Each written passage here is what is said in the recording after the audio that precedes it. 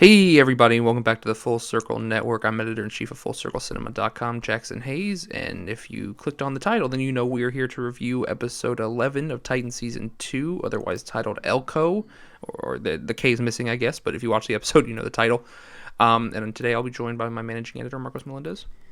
Hey, what's up, guys? I guess I'm glad to be back. It's the 11th episode. We're almost there. Yeah, just 2 more to go, so we're expecting these episodes to start to ramp up, and I think this was the one that we thought would get that kicked off, and I guess it did in some ways, and in other ways it didn't. So Marcos, let's go to you. Let's just talk through this episode and your overall thoughts. I know you kind of flip flopped a little bit in terms of when we first watched to now. So what are your overall thoughts? I don't know if I have the same opinion as you, but I will say I thought it was fine. I think that overall it was a pretty major episode in terms of what it did for the narrative. But I felt, it was a lot of the execution, some of the writing, perhaps maybe the directing was okay. It was fine. And I feel like a lot happened, but at the same time, I don't think it was exactly the way I think they wanted it to be. I think we got some pretty big major reveals in this episode. One reveal that we kind of like teased in last week, and I think everyone's been speculating, which has to do with Jericho. But yeah, overall it was okay. I don't think this is exactly the type of momentum they need to go to the final 2 episodes, but it's better than the last 2 episodes. But that isn't saying a ton. So yeah, what were your thoughts here? Yeah. So I'm definitely mixed on this episode. I thought stuff happened, and that's a good thing. Like you're pushing the narrative forward, but I did not like how they were executed at all. And we'll get I guess more so one reveal than the other, but I mean one of them felt unnecessary compared to the other. So we'll get to that towards the end. But I mean, just to start off the episode, I mean everyone is still spread apart, obviously, and I mean they kind of wrap that up kind of quickly and get things moving as the 4 lady Titans are all being drawn to this one location. Yeah. And if you saw the set photos, or not the set photos, but the officially released images that DC Universe puts out every week, then you'll know who was sending them there. And with me knowing that going in, I was getting really excited. I was like, oh, where are we going with this? We know it's Bruce. Bruce is putting these ladies together for some sort of mission to put the Titans back together to get Dick out of prison to save Gar and Connor, all this stuff. And I was like, okay, this is going somewhere. This is exciting. I'm ready to go. And then it just kind of fell flat, and that seems to be kind of the theme of this season for me, is that a lot of build up just to fall on your face a little bit. But I mean, each individually. So I mean, we'll go through it quickly, I guess.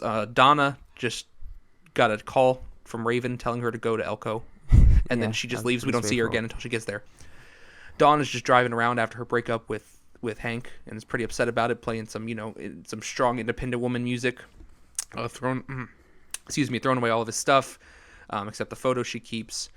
And then we go to Raven, who was with that scary group of children, and then she gets a weird card reading. She gets a weird card reading. Weird. I mean, that girl was scary. She was like, they were basking in the death of this guy, which I guess I get, but it was still creepy. And then finally, Corey's off. Corey probably had the most interesting story of the entire show, because she's the most consistent character and keeps you interested in what she's doing. Yeah, even if what's going around her is nonsense, it's still she's compelling to watch on screen. She's like, after this blow up with her sister and the death of her love interest, she goes off and just meets some random dude. Which hey, good for you. Like you do you. Like you're upset. Dick ran off. No one knows where Dick is. He's not answering his phone. So she goes off to have a good time. But that guy kind of blows it. I don't know why he would keep talking. Like that's just me. I mean, straight up psychiatrist. I mean, listen, I get it, but do what you got to do to secure the bag. But so what were your thoughts on these converging stories, Marcos? Did they keep your attention? I think on paper they caught my attention. I think overall I was pretty intrigued. I think knowing that the fact that it ended up with meeting Bruce Wayne, I was intrigued, and I thought it was pretty good. I think the Starfire bit was probably the best part. Dawn was fine. Raven was just weird. Donna, they couldn't care less about that character, so they did whatever. The character really doesn't have a lot of motivation to do anything. They really don't. They're like, oh, Raven called her, and that's it. They spent so much more time on everyone else. But other than that, I thought it was fine. I think the fact that like they're all like getting little hints everywhere at random things to go to Elko. Initially I thought it was the work of Raven. I thought maybe she was using her powers, and then the fact that like, it seems like it was Bruce doesn't make a ton of sense because I don't know how Bruce knew a lot of this stuff. I mean, I'll give him the benefit of the doubt. He's Batman. So if he wanted to do this, he could. But my thing is, so let's just jump into it. Let's just jump into the Elko. What happened at the diner or bar or whatever the hell it was? What to you, Marcos? Don't consider the characters. What happened in that moment? I don't know. They just told them to get together because they're the Titans, and they do so much good. Right. So here, Bruce Wayne basically said, "I don't like this. Is not on me. This is on you guys." Okay. Right. So I'm doing my own thing. So I wanted you to break that down plainly so we can go into it using the context of the show. So Bruce Wayne, who is Batman, who is on the Justice League, who is all these other things, who's the smartest man on the planet, great detective, great hand-to-hand combat, which we get to see some of in this episode, which was awesome. And we'll go to that later. Yeah, we'll get into that. Yeah, we'll definitely get there. But all of that, right? He's this mastermind. He converges these four women to come to this diner for the sole purpose of giving them a crap motivational speech that half of them do not listen to. The only one that takes any of it, one that takes any of it to heart, is Raven. And the only reason Corey goes along is because she's friends with Raven and she cares about Dick. It wasn't because of Bruce. She didn't even know what happened. But here's Dawn and Donna, who are becoming two of the most frustrating characters on the show. Both have long histories with Bruce. They know Batman. They've worked alongside him. They've seemingly fought alongside the Justice League at some point. They know Dick. They completely brush it off, and it's not because they had strong character choices. It's because the show didn't want them to go with Raven and Corey to the prison. They were written out of it. They were given crap lines and given this crap moment because they didn't want all four of them going to the prison. Do I know why? No. Can I explain it to you? No. But yeah, I think that the fact that it was Starfire and Raven was kind of cool, just because they have a good dynamic. I completely agree. We know that we've known them since right, and they're Dick's. Right now, they're two of Dick's closest friends. They're people that care about him. Donna is his childhood friend. They've known each other for years. She literally couldn't care He less. dated Dawn. It's on they him. were in love. They have a nice relationship in terms of how they're friends. They just left him alone in this mentally unstable place that he's in. They can't accept their own guilt for leaving. Because they're just as much as fault as he is.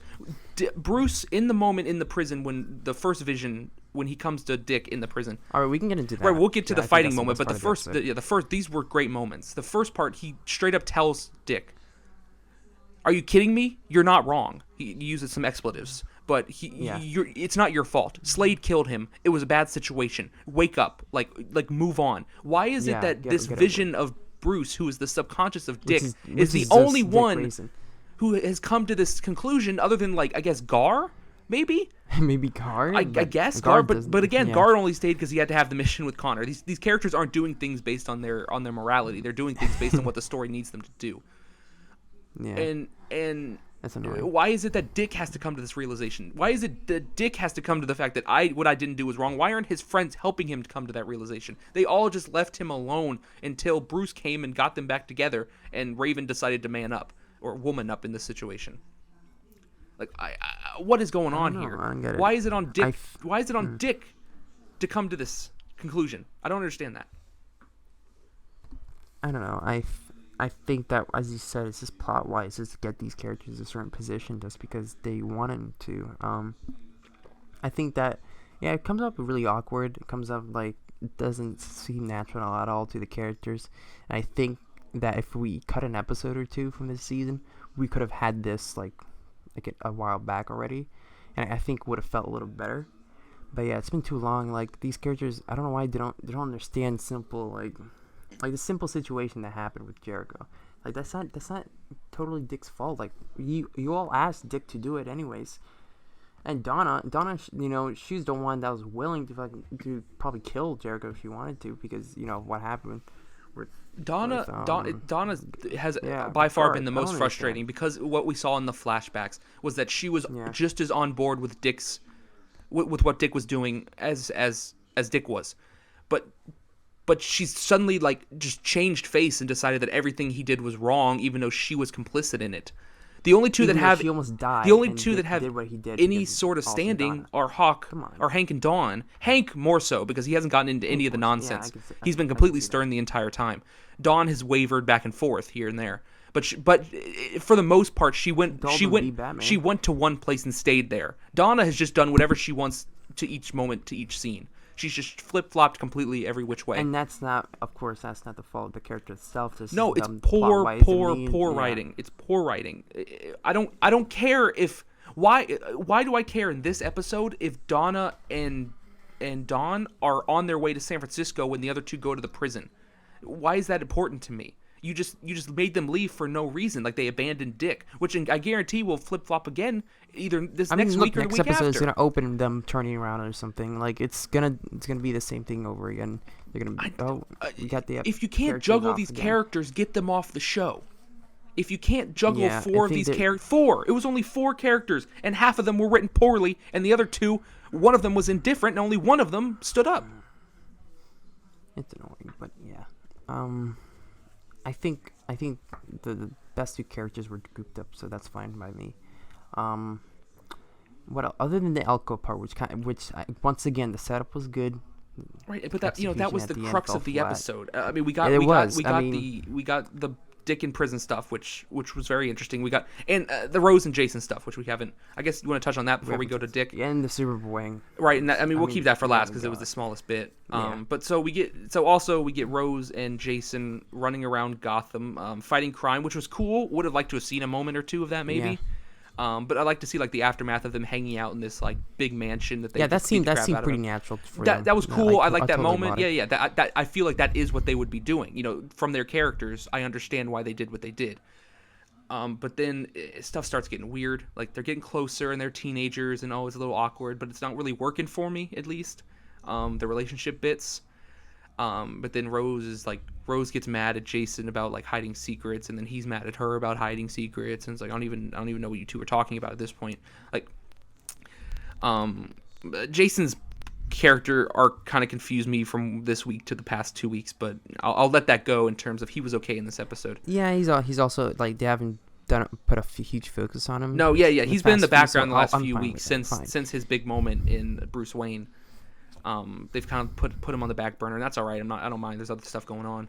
And although we get some reveals for him, this is really more about Rose. Right, it's really the crux of Rose. Like Jason was like throwing her a branch, like trying to get her to come get closer to him, and she's reluctant. I understand that because her father passed, all of that. But they have this weird scene in the school where she gets mad for no reason. She just gets mad at him when he's like telling her about just telling her about his past and like how he used to watch the theater kids like perform, and then if he says something, she'll be like, "Wow, I was joking." I'm like, "What are you talking about?" She's really weird, and like I don't know if it's like they're doing like an awkward teen thing or it's just I don't know if the actress isn't delivering the lines well. It's hard to tell for me. It's just really not working. It's rough. That scene was very rough. Yeah, and the fact that that's also set up to. The big reveal is that she's been the Terra in this Judas contract of a season, and she's been in. I guess she's been in cahoots with Deathstroke somehow. With Slade. But I think there's a reason for it. Perhaps I think that maybe since we know. Okay, later on it's revealed that since we do know that Jericho's in Slade, perhaps she knows this, and she's doing this to get maybe Jericho out or something. That's like too. I feel like can that's go like a lot of different ways, ahead, but to me, I feel like that's not where the way they go. presented these 2 reveals is that they were unconnected. Like Slade was involved in both of them, but they both felt very like distant from each other, even though they involved the same family. It was like, oh, this happened. Oh, and this thing also happened. Like, yeah, we don't have any flashbacks with Rose yet. I guess we're gonna see that next week. I think we have to if they're gonna try to pull this off. But it's tough. It's tough for me to buy the fact that she's been, I guess, the spy the whole time. I guess if that's what they're going for, I just feel like it's a very messy adaptation of a classic story. In terms of even if they it's a classic story that's really obvious at this point. But even if they pick it up the last 2 weeks, like it's another example of them not really dropping hints. It's one of those things. They just kind of pull out the rug. It's just a sub part of the season. It's a small part of it. I think it should have been a bigger part. Right, and like we've gotten Rose, but we don't have enough to like. Oh wow, she betrayed them. It just feels feels so after the fact to me. Like if they were going to reveal it, it should have been like 2 weeks ago, maybe. At least to the audience, maybe not to the team, but to the audience, that she was in cahoots. At that point, like okay, and I think that should have been what they did.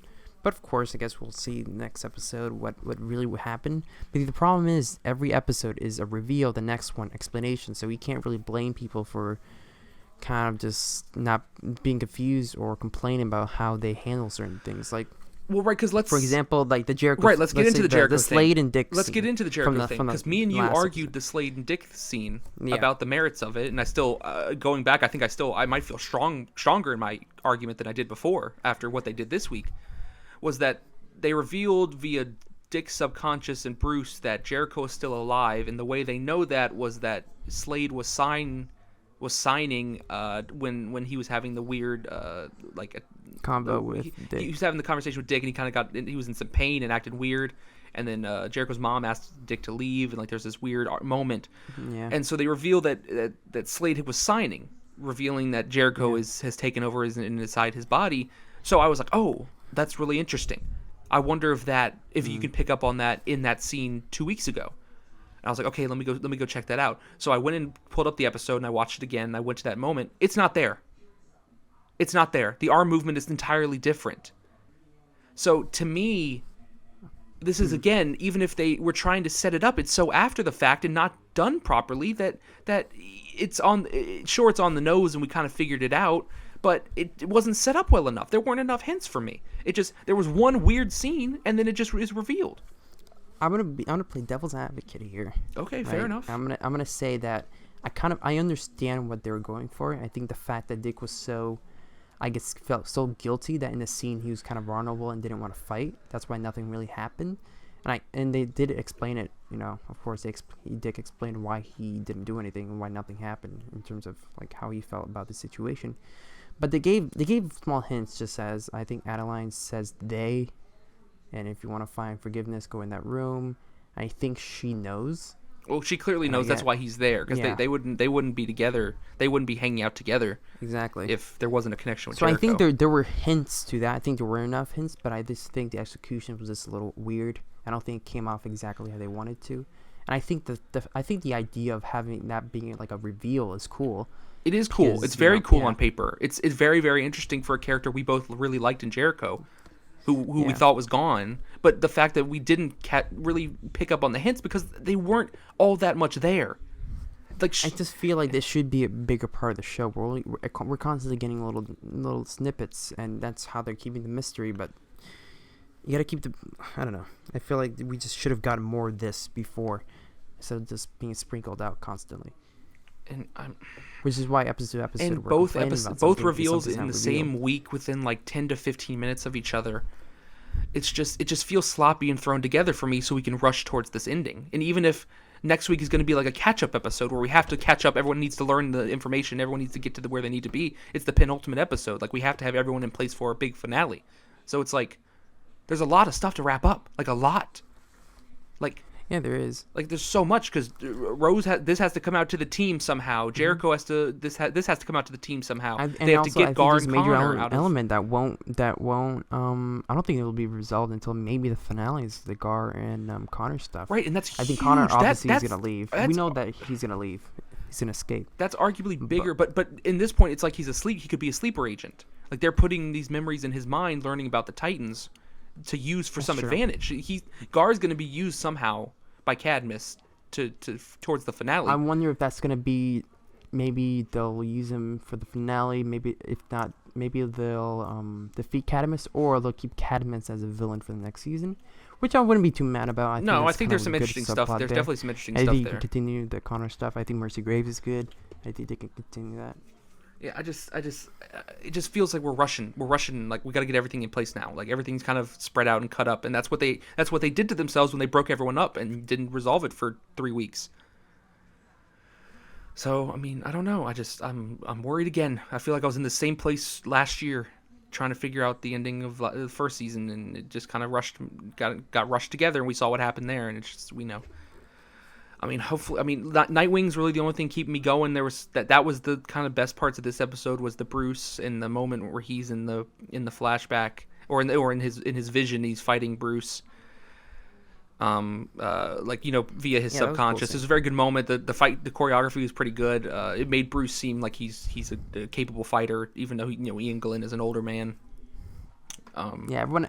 I will say the image that came out, him holding the battle rings, was cool in the scene, and everyone's kind of like trashing it how old he looks. But I think the scene itself does him justice. I mean, his face. I think look, his face. every time England comes on, I think he's the highlight of the scene.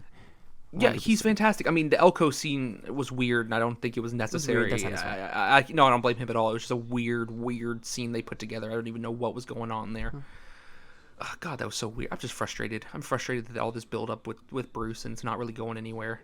And I mean, I like the Vision. I like the Vision Bruce. A lot of people are trashing that they're using Bruce via Dick's mind, but I have no problem with that, to be honest.